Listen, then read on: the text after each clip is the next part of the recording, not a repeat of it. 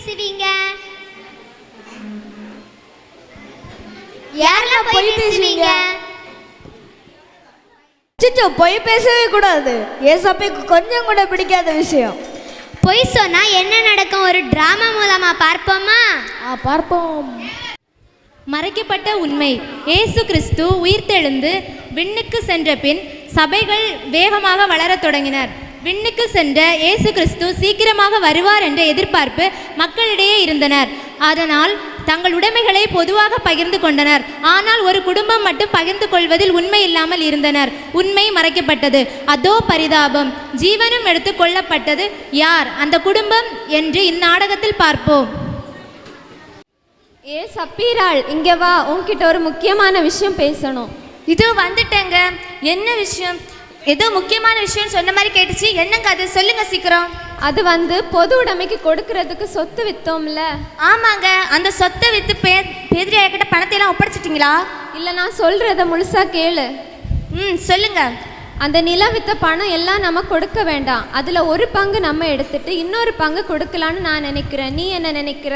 நீங்க சொல்றதும் சரிதான். அதுல ஒரு பங்கை நமக்கு எடுத்துட்டு கொடுக்கலாம். காட்சி 2. நிலத்தை விற்ற பணத்தை பேதுருவிடம் அனனியா மட்டும் கொடுத்தாள். பணத்தை பெற்றுக்கொண்டு, நிலத்தை விற்ற பணம் இவ்வளவுதானா? ஆமாம், நிலத்தை விற்ற பணம் இவ்வளவுதான். அதை அப்படியே உங்ககிட்ட கொண்டு வந்து ஒப்படைக்கிறேன். நிலத்தை விற்ற பணத்தில் ஒரு பங்கை நீ எடுத்துக்கொண்டு பரிசுத்தாவிற்கு விரோதமாய் பொய் சொல்லும்படி சாத்தான் உன் இருதயத்தை நிரப்பினதென்ன? நீ மனுஷரிடத்தில் அல்ல, தேவனிடத்தில் பொய் சொன்னாய். காட்சி 3. பேதுரு கூறிய இந்த வார்த்தையை கேட்டதும் அனனியா கீழே விழுந்து உயிரை விட்டார். வாலிபர் சிலர் வந்து அனனியாவை துணியிலே சுற்றி அடக்கம் பண்ண எடுத்து செல்லுதல்.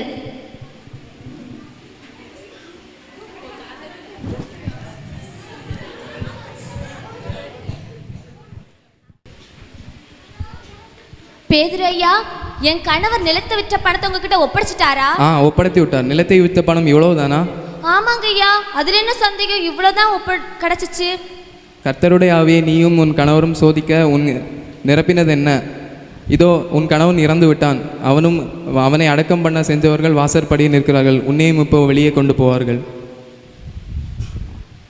சப்பீராள் உடனே பேதுருவின் பாதத்தில் விழுந்து உயிரை விட்டாள். அனனியாவை அடக்கம் பண்ணின வாலிபர்கள் சப்பீராளையும் தூக்கி கொண்டு செல்லுதல். அனனியாவும் சப்பீராளும் அழிந்து விட்டார்கள். பார்த்தீர்களா?